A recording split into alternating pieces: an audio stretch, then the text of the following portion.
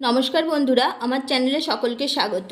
একদম দোকানের মতো পারফেক্ট গজা আপনাদের আজকে বানিয়ে দেখাচ্ছি। সম্পূর্ণ ভিডিওটা স্কিপ না করে কিভাবে বানাচ্ছি দেখতে থাকুন।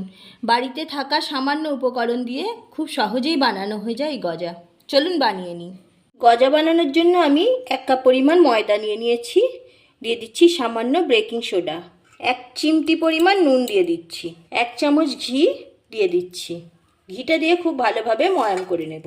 আমি এখানে ঘি দিলাম, ঘিটা বসা ঘি, সেই জন্য চামচ ভর্তি করে দিয়েছি। যদি আপনারা গলানো ঘি দেন, ঘিয়ের পরিমাণটা আরও বাড়িয়ে দেবেন, চামচে করে আরও 3 চামচ বাড়িয়ে দেবেন। আর ইচ্ছা করলে সাদা তেলও দিতে পারেন, অসুবিধা নেই। তবে ঘি দিয়ে গজা বানালে গজাটা খেতে বেশি ভালো হয়। খুব ভালোভাবে এইভাবে হাতের সাহায্যে ময়াম মাখিয়ে নেব। গজা বানানোর জন্য ময়ামটা ঠিকঠাক হওয়াটা জরুরি, তবে পারফেক্ট দোকানের মতো গজা তৈরি হবে। ময়াম দেওয়া হয়ে গেছে, খুব সুন্দরভাবে ময়ামটা দেওয়া হয়েছে। দেখুন একদম মুঠো হয়ে যাচ্ছে, বুঝতেই পাচ্ছেন। এবার অল্প অল্প জল দিয়ে দিয়ে আমি একটা ডো তৈরি করে নেব। জলটা একবারে দেবেন না, খুব অল্প করে জল দিয়ে দিয়ে ডোটা বানাতে হবে। একটা শক্ত ডো তৈরি হবে। একটা শক্ত ডো তৈরি করে নিয়েছি। এবার একটা ঢাকনা দিয়ে আমি 30 মিনিট রেস্টে রেখে দিচ্ছি। ততক্ষণে চিনি সিরাপটা বানিয়ে নিচ্ছি। গ্যাস অন করে একটা কড়াই বসিয়ে দিয়েছি। দিয়ে দিচ্ছি 1 বাটি চিনি।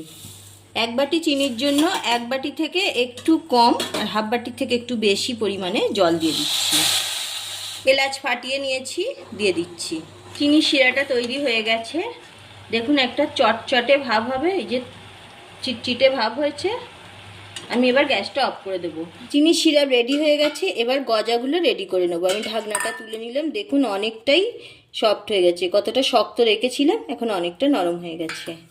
একটু ভালোভাবে মেখে নিচ্ছি। একটা বেলনের মধ্যে ডোটা নিয়ে নিয়েছি, একটু বেলে নেব।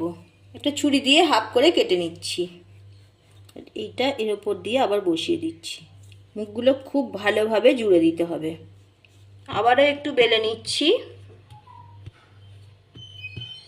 আবার হাফ করে কেটে নিচ্ছি।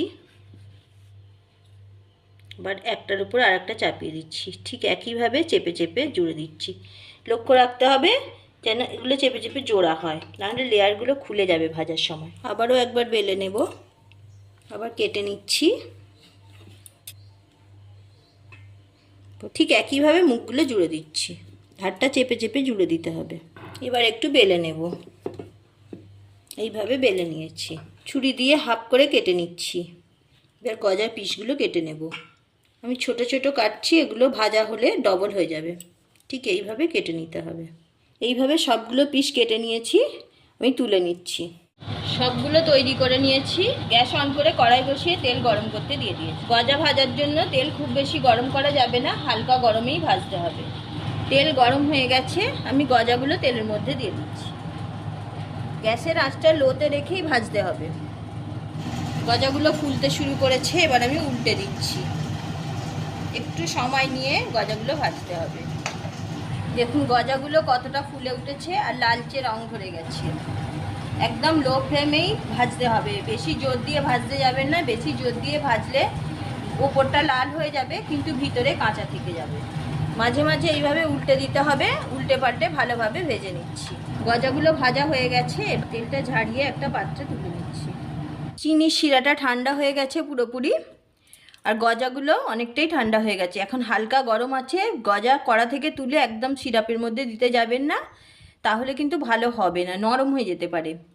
কিছুক্ষণ পরে দেবেন। আমার 5-7 মিনিট হয়ে গেছে। 5-7 মিনিট পরে গজাগুলো সিরাপের মধ্যে দিয়ে দিচ্ছি। চিনি সিরাপের মধ্যে দিয়ে একটু নাড়াচাড়া করে দিচ্ছি। বেশিক্ষণ রাখার দরকার নেই, 1 মিনিট মতো রেখে তুলে নেব। রেসিপি ভালো লাগলে অবশ্যই একটা লাইক দেবেন, কমেন্ট করে জানাবেন কেমন হয়েছে। এইভাবে বাড়িতে থাকা উপকরণ দিয়ে আপনারাও একবার বানিয়ে নিন। যে সকল বন্ধুরা নতুন, আমার চ্যানেলটি সাবস্ক্রাইব করে পাশে থাকুন। পাশে থাকা বেল আইকন প্রেস করুন, যাতে যে কোনো ভিডিও আপলোড হলে আপনাদের কাছে পৌঁছে যায়। গজাগুলো চিনি সিরাপের মধ্যে বেশিক্ষণ রাখা যাবে না, 1 মিনিট মতো রেখেছি। এবার তুলে নিচ্ছি।